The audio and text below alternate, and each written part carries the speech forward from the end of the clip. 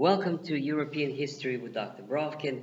We continue to talk about the Age of Reason, the French Philosophes, and this is part two of the lecture on Jean-Jacques Rousseau. Just to remind you, in the first part, we talked about his youth, his education, his coming to Paris, his friendship with Philosophes, and finally discussed his most important novel, Nouvelle Héloïse.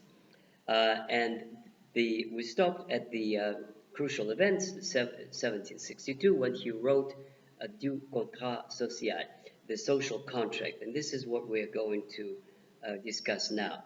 Up front, this is obvious, this is his most important work, perhaps one of the most important works in modern political literature, and is just as famous as Adam Smith, The Wealth of Nations, or Karl Marx, Das Kapital, and in this trinity of these important works is Contrat Social. So he starts out his discourse, 125 pages, with a statement: man is born free, but everywhere he's in chains. In a sense, he's a continuation developing of the same thoughts as he had in his first discourse on nature, which is that people are born free. He idealizes them, that as babies they're all rosy-cheeked and happy. They're born happy, they're born equal, they are spoiled by civilization. Uh, Everywhere he's in chains, and he's talking about society that is spoiling and people. And this is why he's beginning to think, how could there be a society which does not corrupt men? And so this is his train of thought. And this Contrat Social is reflections on what could be done. So it's one of those books, like Machiavelli, The Prince, what could be done, what should be done to organize a good society. Or perhaps in the tradition of Thomas More, the Utopia, but this is much more practical. So he starts out with what today in the political science books is the most famous definition of the general will. According to Rousseau and modern political science, modern democracies are general will. This is now in all the textbooks of political science. This is a new concept that he invented. The general will basically means the will of the majority of the people. That is what's important, not the rule of the king. You see, not l'état c'est moi. This is his critique to authoritarianism, or to Hobbes and to Leviathan and to all the praises of monarchy. No, what matters is the will of the people, the general will, as he puts it. And then he continues his revolutionary discourse into what happens with the general will is that once you have a majority view of what needs to be done, the citizens and the government enter into a contract, and that is what Contrat Social. The contract, any contract, is agreement between two sides on something. And so what Rousseau is saying, that the citizens take their obligation to the state, and that is to obey the laws. And the government takes obligation to the citizens, to the people, to take care of them. Now again, it sounds so obvious to you now, guys, but this is revolutionary. This is for the first time that an idea is formulated, that the purpose of the government is to take care of the people. And it's from here that you have all the rest of the development of society into Karl Marx and others. How do you take care of them? This is from here that you have debates in a democracy. What should be done exactly? What kind of laws passed to make life better for the people? It was a revolutionary idea because obviously that's not the way France was. The king felt under no obligation whatsoever to enter into any social contract or make life anybody better. The church thought it's above the law, above taxes, above everything, had direct phone line to Jesus, and they could do whatever they want for the benefit of the church, not of the people. So in a sense, the way he phrases it, that he elevates the idea of a citizen. This is why when the French Revolution happened, you have citoyen, you have this new idea of citizen as a source of legitimacy. This is the revolution of Rousseau. He doesn't say it in this direct statement, but that is what the meaning of contrat social is. Citizens are a source of legitimacy, not the king, not God, and not certainly Catholic Church. He actually makes it very clear that if the source of legitimacy is the people, the society that needs to be built is of the people, for the people, by the people. You could say that Jean-Jacques Rousseau is the modern author of the modern idea of what we call democracy. That is why he's so famous. However, he's not one of those dreamers who dreams of democracy. He realizes the pitfalls of representative government very well. Here's what he writes. I quote, "The people of England regard themselves as free, but it is grossly mistaken. They are free only during elections into Parliament. As soon as they are chosen, slavery overtakes them." To interpret it, what he means is that power corrupts men. And when people become members of parliament, they forget and they get corrupted. They forget their constituency. They violate the contract that they have with their constituency. Representative democracy, says Rousseau, is dangerous because it leads to corruption. Because, and he puts it in these words, representative democracy leads to corruption. Corruption meaning that there's power and money and they pursuit of their own needs and they forget about their obligation to the people. And therefore, contract social must be enforceable. The government should never forget that its first duty is to take care of its citizens.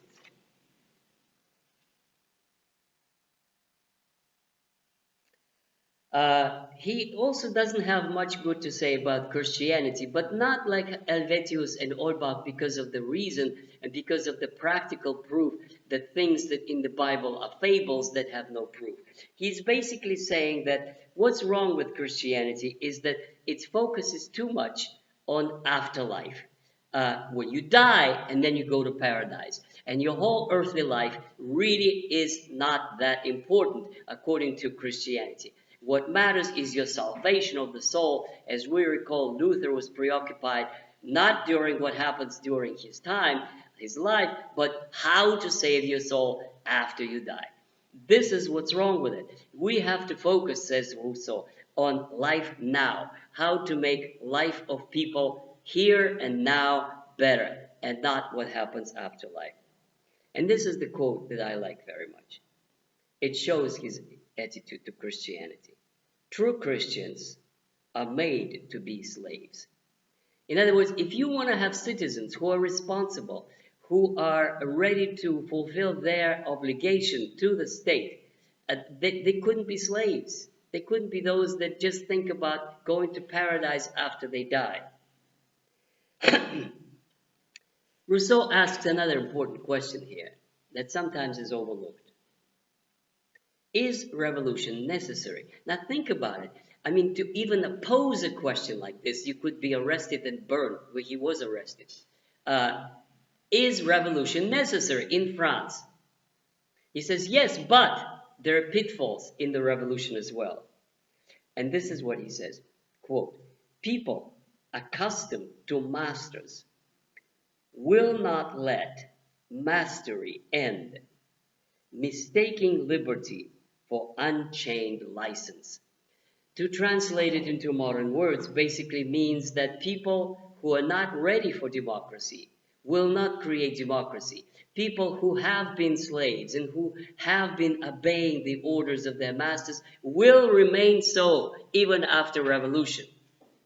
And of course, for myself, I can add how true it is what he said. When we think about what happened in the French Revolution, and especially in the Russian Revolution, people who were slaves would remain to be slaves, and all they would do is obtain new masters after the revolution with the new rulers.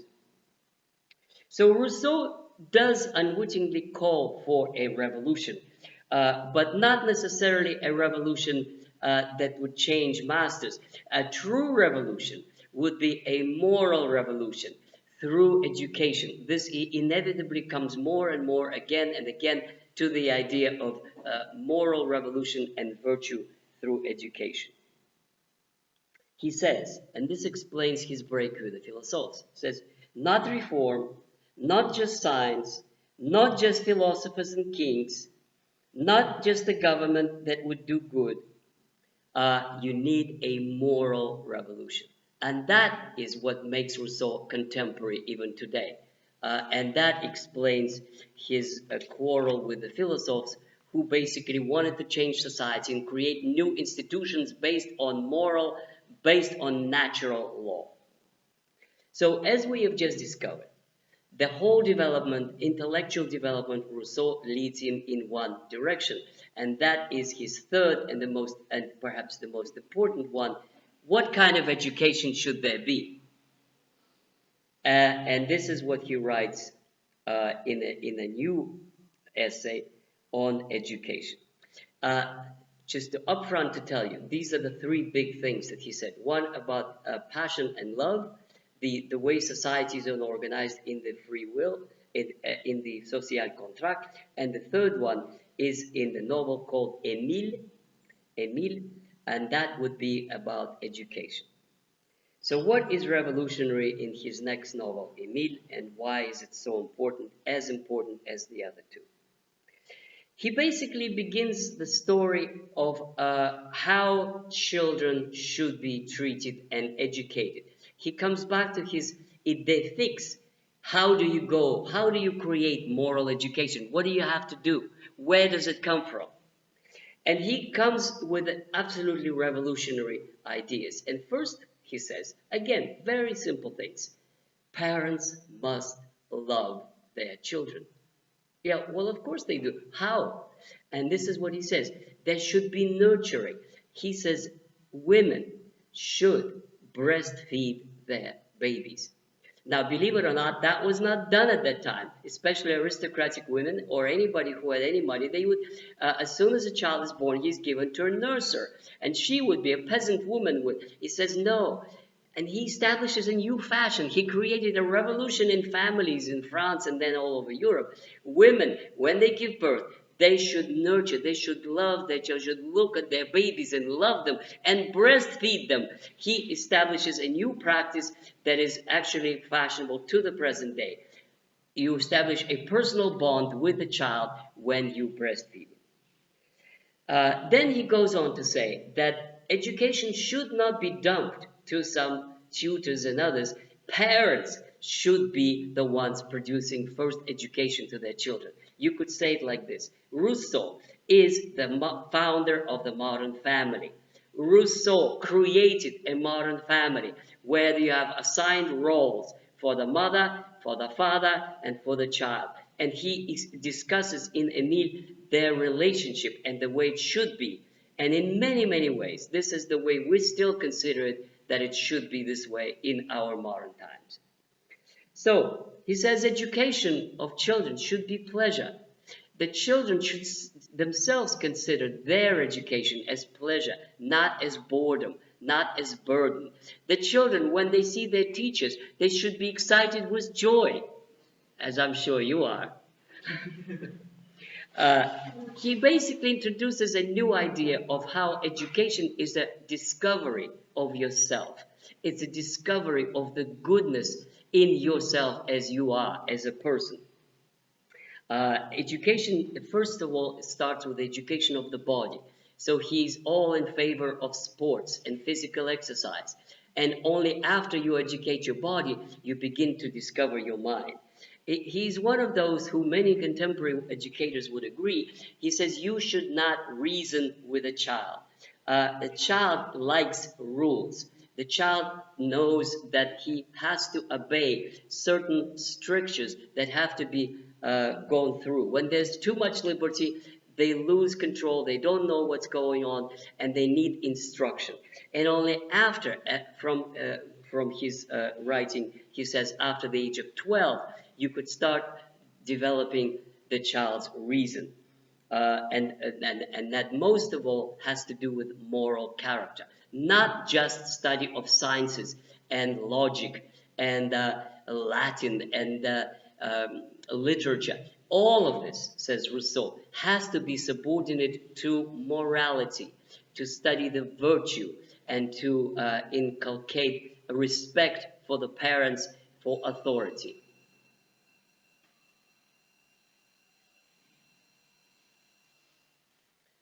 Uh, I don't know, should I continue or you? Okay. So, religion, a very interesting things about religion, and this would also infuriate Holbach and Diderot. He says religion is good, but as a practical value.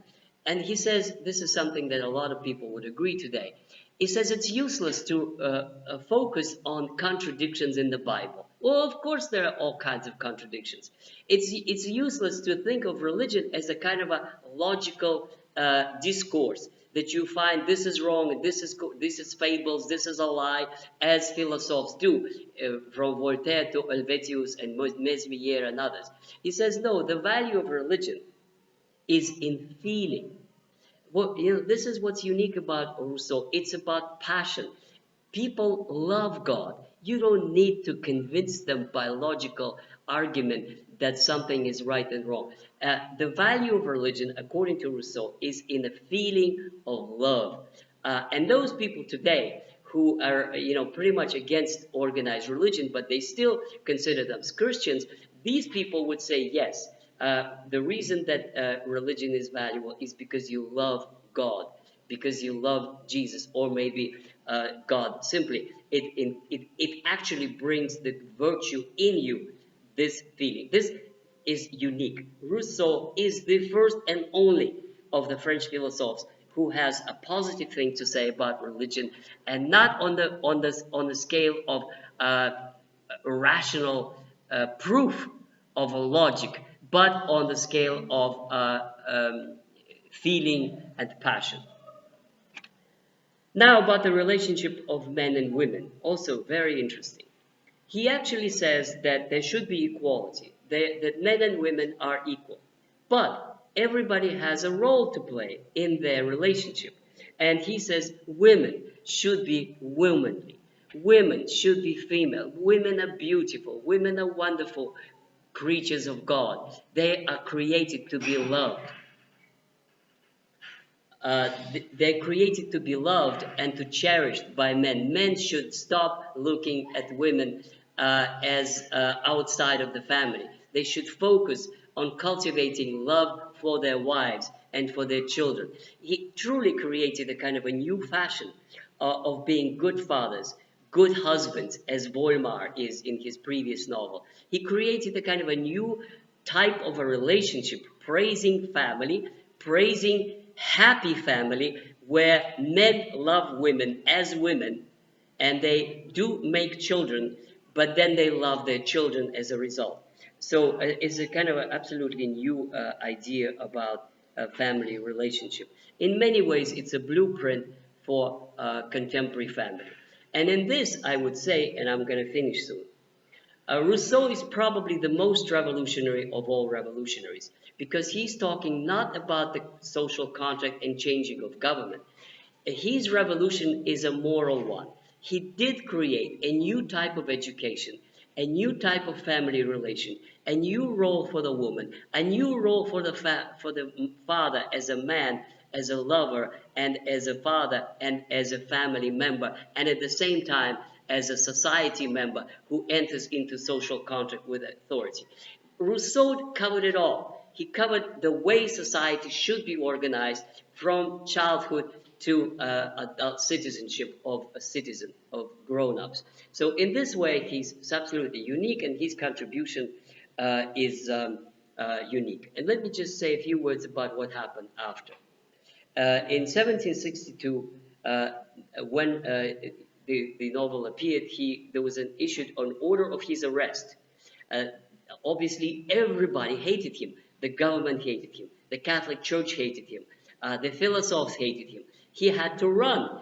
and he does run. He comes to Geneva. He's told no, he's going to be arrested there as well. He goes to Bern, and the Bern city council allows him to stay for a while. Then he has to leave. Then he goes back to Paris. He said no, he's not welcome there. Then he's ostracized by all of the outcasts, all the Philosophes. Then Hume invites him to go to London, and he does go to London, and then he's bothered with all this popularity and books and letters, and he's get tired of it, of the English climate. He goes back to France. Frederick invites him to go to Germany, but he doesn't. In other words, the last years of his life were very, very unhappy. And he, of course, died poor man as he was all along. But if we say we would evaluate his contribution to the French philosophe and the whole, modern times, it's absolutely the blueprint for a new society, the new political and family order. And that is why he is so great. And on that note, my dear boys and girls, I ask you to put your likes, to listen to the videos, to tell your friends, and to subscribe to AP European History with Dr. Brovkin.